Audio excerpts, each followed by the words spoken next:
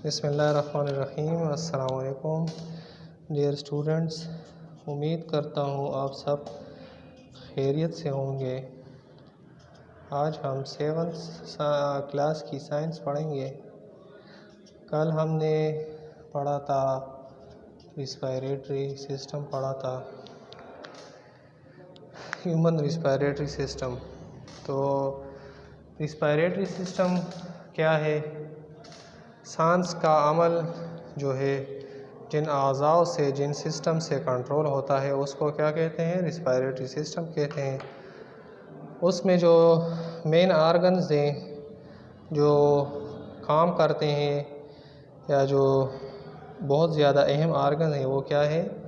जो इस अमल को मुकम्मल करने में मदद देता है या इस अमल को कंप्लीट करने में मदद देता है, वो क्या है? वो लंग्स हैं, पीपड़े हैं। ठीक है, तो पीपड़ों में रिस्पायरेटरी सिस्टम में क्या होता है? रिस्पायरेशन होता है। रिस्पायरेशन क्या होता है?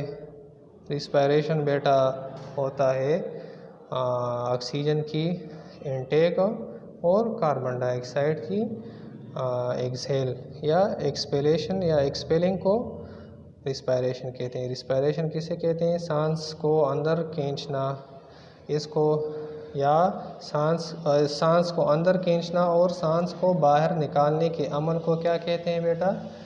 रिस्पायरेशन कहते हैं। तो जब सांस हम अंदर लेते हैं तो ऑक्सीजन हम अंदर ले जाते हैं फेफड़ों तक और फिर वहाँ से कार्बन डाइऑक्साइड लेके हम बाहर निकालते हैं। ठीक है, तो लंग्स में हमने फिर पढ़ा था कि दो प्रोसेस होते हैं, दो स्टेप्स होते हैं। एक होता है ब्रीथिंग का, दूसरा होता है सेलुलर रिस्पायरेशन का। तो फिर ब्रीथिंग प्रोसेस में जो आर्गन्स रिस्पायरेटरी सिस्टम में मदद देते थे उनके बारे में हमने एक एक करके पढ़ा था। उनमें पहला था नोज़ था, नाक थे, फिर लैरिंक्स था, फिर ट्रेकिया, वेंट पाइप, ट्रेकिया, फिर जो है ना हमने ब्रोंकस पढ़ा था, फिर ब्रोंकियोल्स एंड अल्वियोलाई के बारे में पढ़ा था, एंड लास्ट डायफ्राम के बारे में पढ़ा था। ठीक है बेटा, तो ये चीज़ें थी जिसके बारे में हमने पढ़ा था। ये भी पढ़ा था कि लेफ़्ट लंग जो है, लेफ़्ट साइड पे जो लंग होती है, जो पीपड़ा होता है, वो छोटा होता है बनिस्बत राइट साइड के। क्यों? क्योंकि वहाँ पे दिल होता है, तो दिल को जगह देने के लिए अल्लाह ताला ने इसको छोटा बनाया होता है। अच्छा, ब्रीथिंग जो है ना नोज़ से शुरू होती है, फिर वेंट पाइप से होते हुए ब्रोंकाई के थ्रू, फिर जो है ना ब्रोंकियोल्स के थ्रू अंदर दाखिल होती है और कहाँ जाती है? अल्वियोलाई में, उन गुबारों में या उन सेक्स में चली जाती है। ठीक है, और वो फिर क्या हो जाते थे? वो इस तरह से भर जाते थे जिस तरह बैलून भरती है जब हवा उसमें जाती थी। तो वो क्या करती? फिर वो ऑक्सीजन उससे एब्ज़ॉर्ब करती और कार्बन डाइऑक्साइड उस हवा में शामिल करती और फिर वो हम बाहर निकालते थे। ठीक है, तो और डायफ्राम क्या करता? डायफ्राम जो है ना ब्रीथिंग प्रोसेस को कंट्रोल करने में मदद देता है और क्या काम करता है?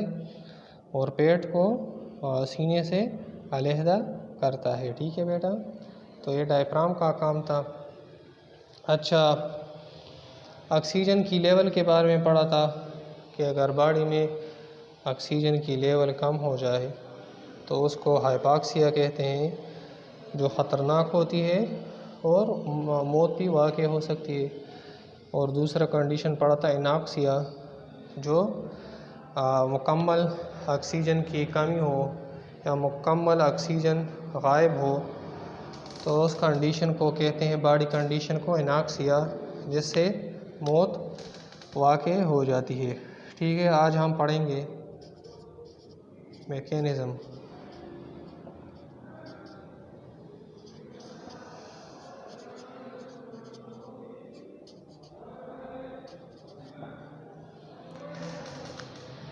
कि इस ब्रीथिंग का क्या अमल होता है। ठीक है, आप देख लें अपनी बुक्स में। The mechanism of breathing is subdivided into two steps: inhalation, breathing in, and exhalation, breathing out. Inhalation. When we inhale, the intercostal and diaphragm flattens and moves downwards to expand.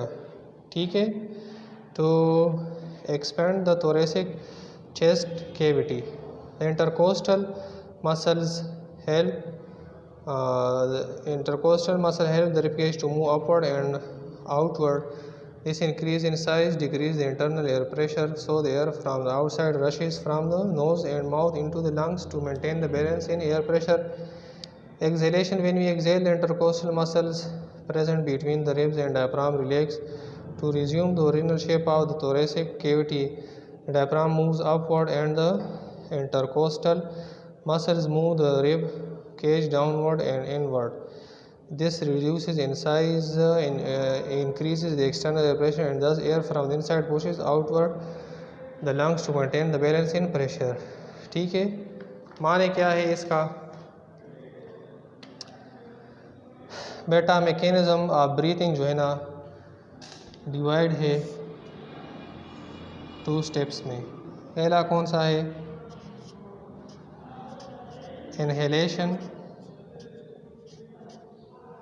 या breathe इन। ठीक है,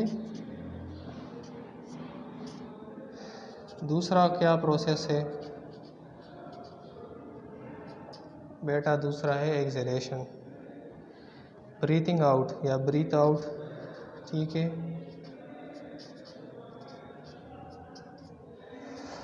तो ये इसकी माने है सांस लेना, सांस निकालना। ठीक है, 2 स्टेप्स में इसको डिवाइड किया है मैकेनिज़्म को। इस ब्रीथिंग के अमल को, सांस लेने के अमल को इन्होंने क्या किया है? तकसीम किया है किस चीज़ में? 2 में, इनहेलेशन में और एक्सहेलेशन में। तो बेटा हम पढ़ेंगे इनहेलेशन के बारे में कि इनहेलेशन में क्या होता है। ठीक है, तो यहाँ पे जो है ना एक टर्म आया है, टर्मिनोलॉजी आई है, इंटरकोस्टल मसल्स।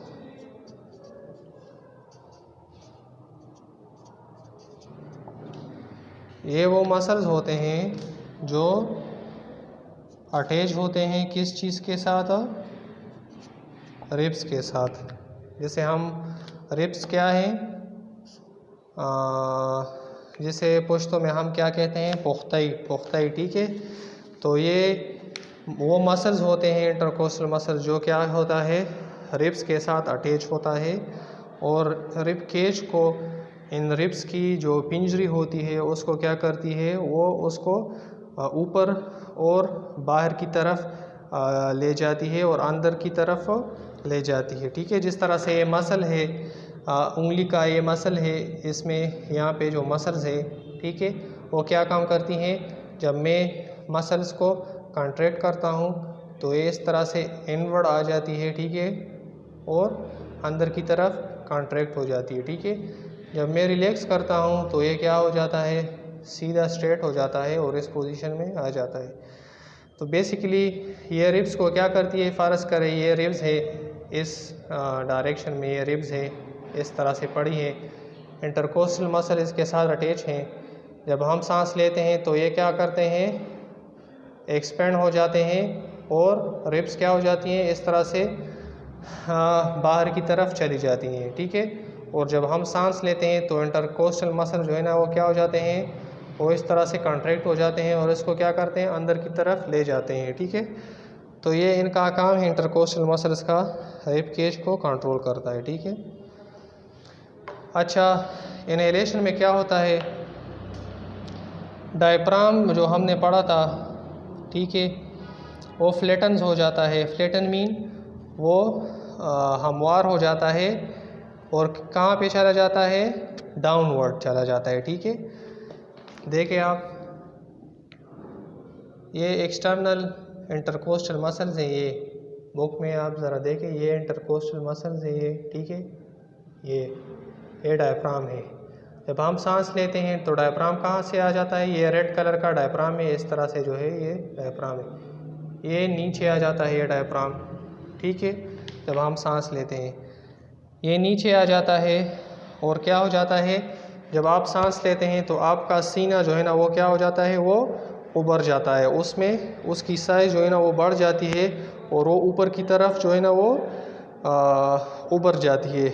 आप प्रैक्टिकली अब लें सांस, नाक से सांस लें और ज़्यादा मकदार में अंदर खींचें सांस, तो आपको फ़र्क महसूस हो जाएगा कि आपका सीना जो है ना वो क्या हो जाएगा, बाहर की तरफ उभर जाएगा, ठीक है। तो क्या हो जाता है, डायफ्राम रिलैक्स हो जाता है, एक्सपेंड हो जाता है, नीचे की तरफ चला जाता है। इंटरकोस्टल मसल्स क्या कर दी है इन्हेलेशन में, रिब्स को बाहर की तरफ निकाल देती हैं और अंदर की जो जगह होती है सीने की उसको क्या कर दी है, उसको बड़ा कर देती है, ठीक है। तो इस वजह से क्या हो जाता है, जो अंदर एयर होती है वो कम हो जाती है और जगह ज़्यादा हो जाती है। जब रिब्स इस तरह होती हैं तो क्लोज़ होती हैं, ठीक है, फेफड़े इसके दरमियान होते हैं यहाँ।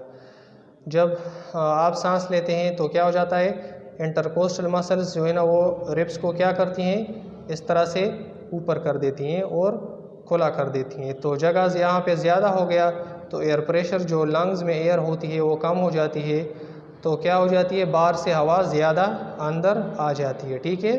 तो फेफड़े जो है ना वो क्या हो जाते हैं, फूल जाते हैं।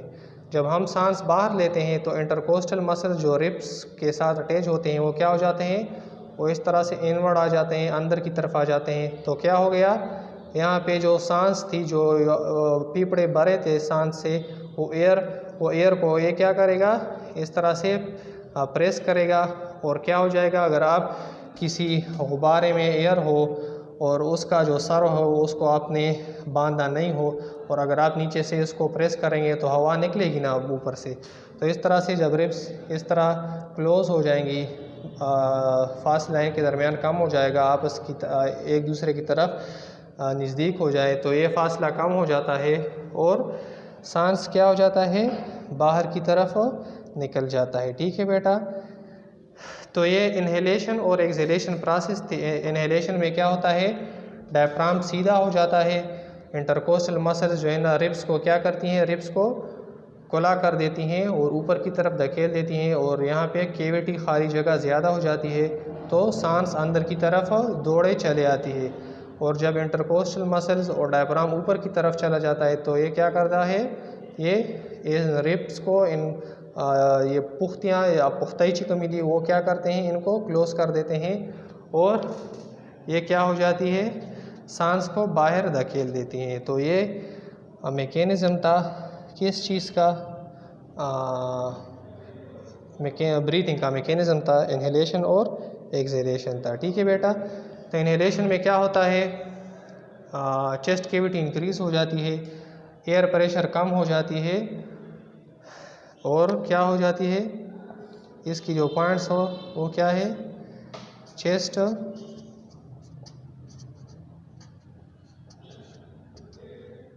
कैविटी इंक्रीज़ हो जाती है। नंबर 2 क्या होता है, एयर प्रेशर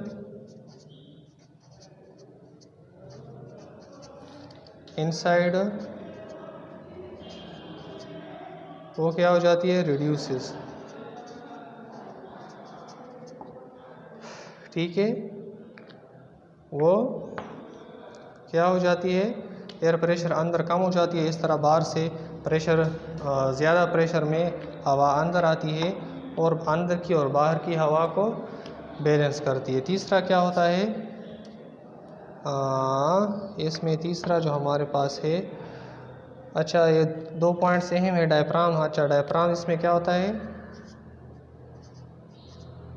डायफ्राम इसमें रिलैक्स हो जाता है, फ्लैटन हो जाता है, ठीक है।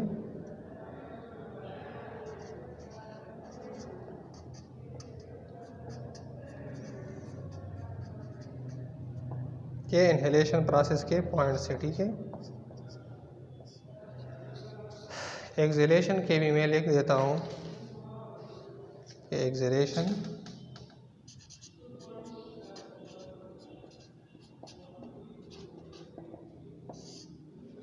एक्सहेलेशन में क्या हो जाता है बेटा हमारे पास, चेस्ट कैविटी क्या हो जाती है,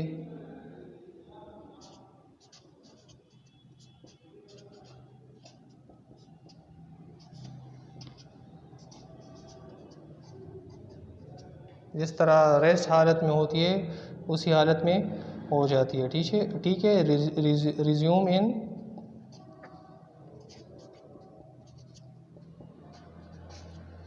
रिज्यूम इन ओरिजिनल फॉर्म। ठीक है बेटा। दूसरा क्या है, अच्छा दूसरा है डायफ्राम क्या हो जाता है, diaphragm moves upward and contract.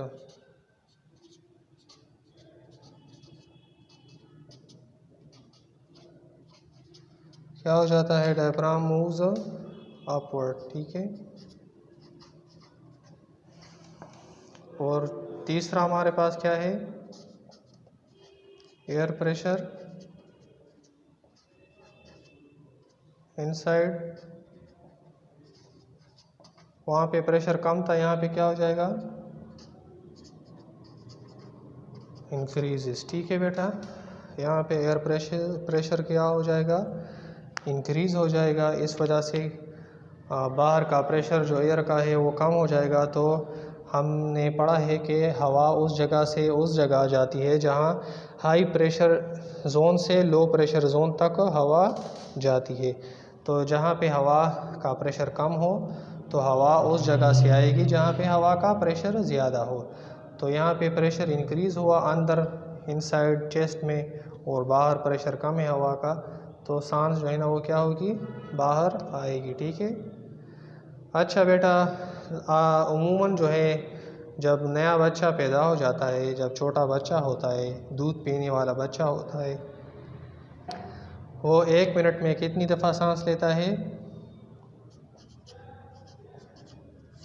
Baby respiration कितना है, ब्रीथिंग कितनी है, एक बेबी की 1 मिनट में 40 टाइम्स इन अ मिनट। ठीक है।